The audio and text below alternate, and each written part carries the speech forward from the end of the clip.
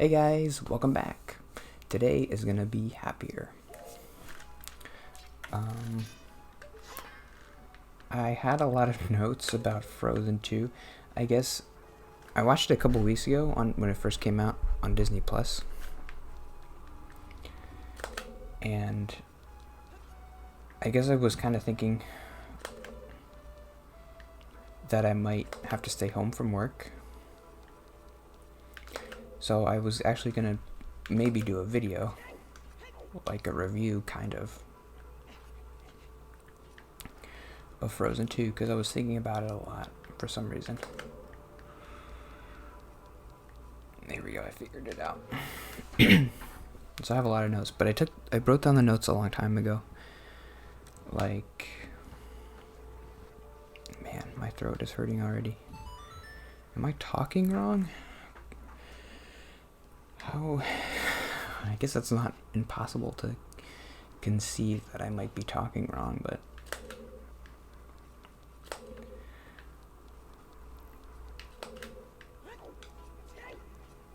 my throat hurts. I feel like I have a lump in the back. Okay, I have a lot of Frozen 2 notes. And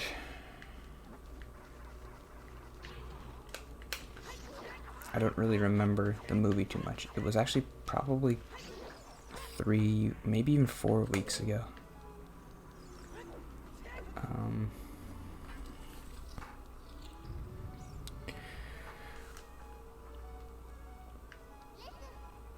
The more I thought about it, the more I liked it. When I watched it the first time, I was like, it's kind of... Well, it's got more going on than the first movie did. The first movie is like a simple, like, regular Disney movie, which is why it's great, but it has like a little twist at the end where the story is about like love for your family and love for your sister is just as powerful or more powerful than like romantic love for like a prince. And that's the whole point of the story, basically. This Frozen 2 movie is like, it's more complex, and so, but it's not in good ways.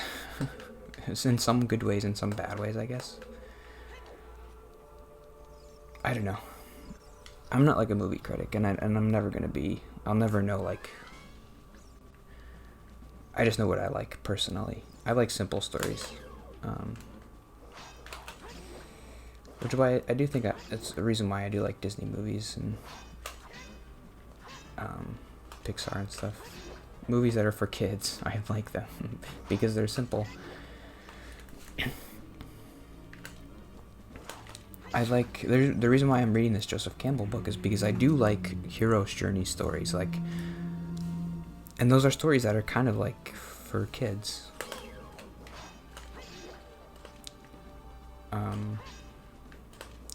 You have a hero, he goes on a journey, he learns something, and then he comes back and teaches us what he learned.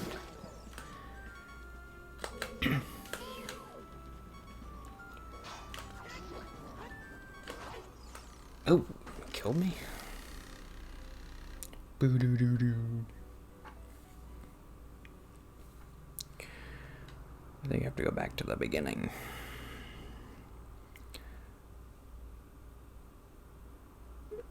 I haven't actually really looked at too many reviews of the movie. The one thing that comes to mind, I'm sure everybody hates what's the guy's name? The guy. Kristoff. I'm sure everybody hates his arc and his story because it's like super boring. They spend like 30 minutes of the whole movie with him, and his whole thing is like he's nervous about proposing, and they make that joke like 10 times, and then he has a song that's like kind of dumb.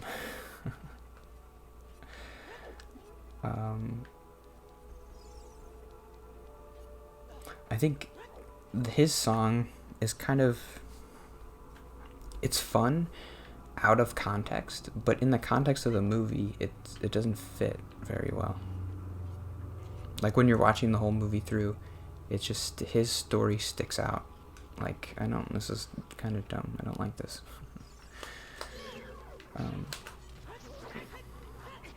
How did I get there again? I need a heart piece.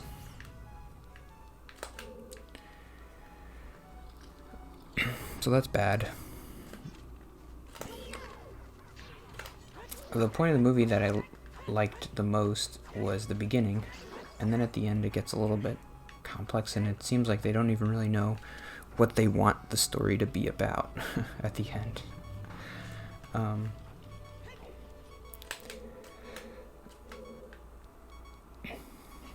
My favorite part in stories, one of my favorite parts, is the refusal of the call. So every story has an adventure, which means there's a call to adventure. Something happens, someone's living in their life normal, and there's even a song in Frozen 2 that's like, everything's perfect and we love everything. The first movie happened and now we're happy. I'm gonna die again. And so and then you have the call to adventure. And the thing that's cool in Frozen 2, the call to adventure is it's a siren song. It's this siren that's calling to Elsa and is like, and she can't ignore it. So that's the call to adventure, is an actual call, a siren. And then I don't really remember how to get back there, but I always end up there eventually somehow. There's a song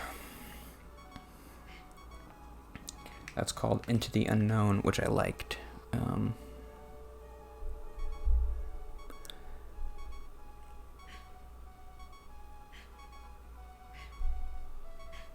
And if I did the video, I probably would have spent the most time talking about this song and not about the actual movie, which is probably a good reason to not do the video. I don't really have much to say.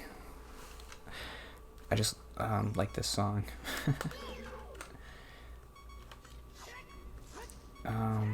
If I remember the words, I can tell you why I like it. What the heck? Let's just look up the lyrics.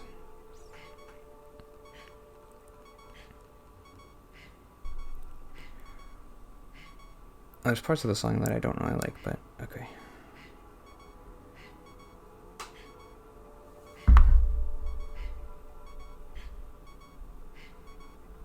Okay, here's the refusal of the call. I'll read it to you. She's literally refusing the call here. The call is a literal call, and she's literally refusing that call. So she says, you're not a voice, you're a ringing in my ears, and if I heard you, which I don't, I'm spoken for, I fear. I like that. I don't like that rhyme. And if I heard you, which I don't, I'm spoken for, I fear. It's like Yoda talk. It sounds weird.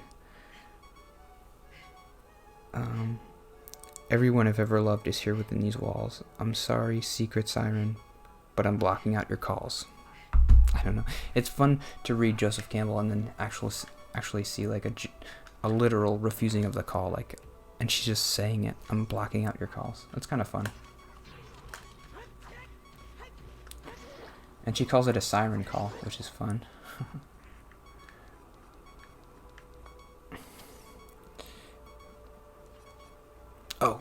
And there's even more. I've had my adventure. I don't need something new. I'm afraid of what I'm risking if I follow you. And then, this is why this song is perfect, because she says, the song is called Into the Unknown. So, in the hero's journey, when you cross the first threshold, you go from the known world to the unknown world. So, it's like, into the unknown. She's literally saying, I don't want to go on a journey. I've already had my journey. I already know who I am. I had the let it go thing, and I wore the new dress, and now I'm actualized, and I know who I am. I don't need to go on another adventure. That's always my favorite part of a story. It's like, I don't want to go on this adventure. Like, my life is perfect. Everything I need is here. Why would I want to do this? Why would I want to risk it? It's important for the hero to say that out loud, because otherwise we would all be thinking it. Like, why is she doing this? She doesn't have to. I'm afraid of what I'm risking. And it's kind of fun that I have half a heart. That's great. When the characters... I have 3 minutes. Okay. When the characters cross the first threshold, it's an actual, like... If you see in the movie, you see the threshold. It's like this wall. It's like this... Well, Master. I think I'm dead. Oop. It's like this, I don't know, I was gonna say it's like Annihilation, if you've ever seen that movie. It's like this thing. I guess this is like a trope in movies where, like, when you cross the first threshold, you cross a literal barrier. And I guess it's helpful to have that, because it's like, this is the point of no return. You can't come back after this. So it's a good way to explain Joseph Campbell, at least the first couple points of the story. The major points are always like the refusal of the call to adventure, crossing the first threshold, meeting the mentor, or whatever. And there's something that I've never really gotten an explanation for. Joseph Campbell doesn't really explain it. After you refuse a call, you have to accept it, right? Because otherwise it wouldn't be an adventure if you didn't accept the call. But it's always just like pushed aside. The refusal of the call is the big point. But then they come up with some... The reason why they go on the adventure is always like... I think I'm going the wrong way again. I didn't really make any progress today. Whoops. It's always... They never really explain why they give a good explanation for why they don't want to go on the adventure, but then eventually they do, and they're just like, so... Here is Elsa's reason for going on the adventure. She says it in the song.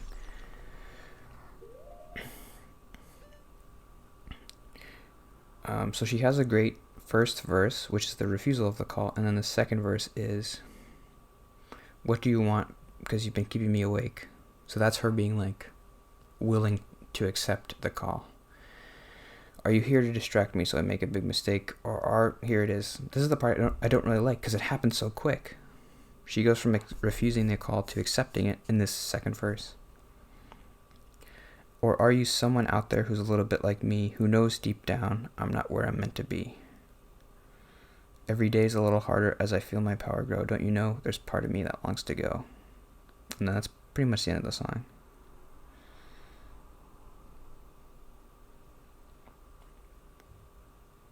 I guess I kind of like that idea. Like, the first verse is refusing the call, and the second verse is accepting the call.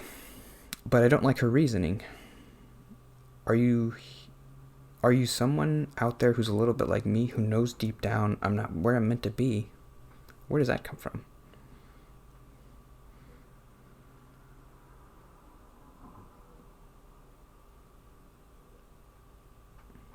Where's she getting that? I guess at this point in the story, there's two options. Either that is her actual reason for going on the adventure. Either the story is posing that that's her actual reason for going on the adventure, or it's posing that that's Elsa's reasoning, but it's not the actual reason for the adventure. Obviously, my preference would be for the second, because that's really kind of a lame reason to go on an adventure. Are you someone out there who's a little bit like me, who knows deep down I'm not where I'm meant to be? I have a little bit more to say. I'm going over. And I don't know what to do in this, so... Actually, I do know what to do, but I just kept dying. Who knows deep down? I'm not worried. So if this is kind of where I wanted the story to go. Maybe I'll talk more about it tomorrow. It's a siren call. Siren calls are implied to be like there's some danger there. Like they're not what they seem. They I think the who had the siren calls? Why do I think it was mermaids? Was that right? In like mythology, there were mermaids who did siren calls. Is that right?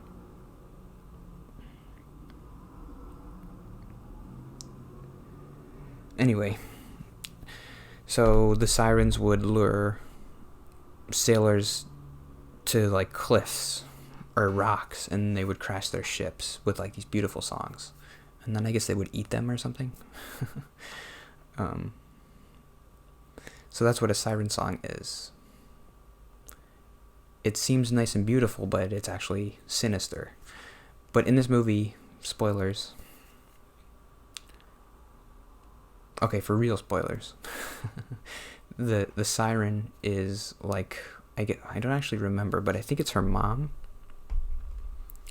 And it turns out like she was right. So, or are you someone out there who's a little bit like me who knows deep down I'm not where I'm meant to be?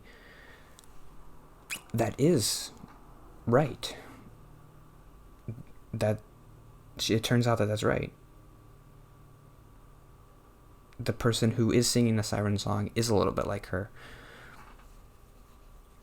It's her mom. So that's kind of lame. It would be cool if there was like an underlying layer of meaning. Like Elsa really wants this to be her mom, but it turns out it's not. It's something else. Obviously, it's hard to think of what else it could be because it's not anything. But it would be so much cooler if there was like some kind of a twist there where...